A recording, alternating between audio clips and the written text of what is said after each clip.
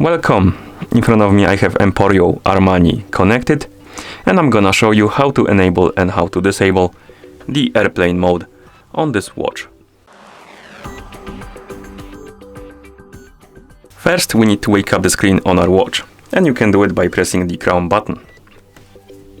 After you wake up the screen, you can swipe down from the top of the screen to open the quick panel, like this. And on this panel you should see a bunch of icons, and one of them should be the airplane mode icon. It looks like the airplane. And to enable the mode, simply tap on this icon.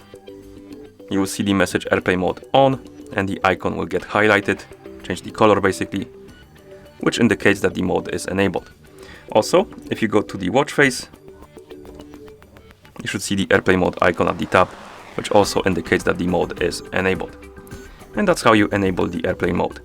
To disable it, simply open the quick panel again and tap on the icon again. You will see airplane mode off message. The icon will go back to the gray color, and also the icon from the watch face will disappear. And this indicates that the mode is disabled. And that's how you disable the airplane mode.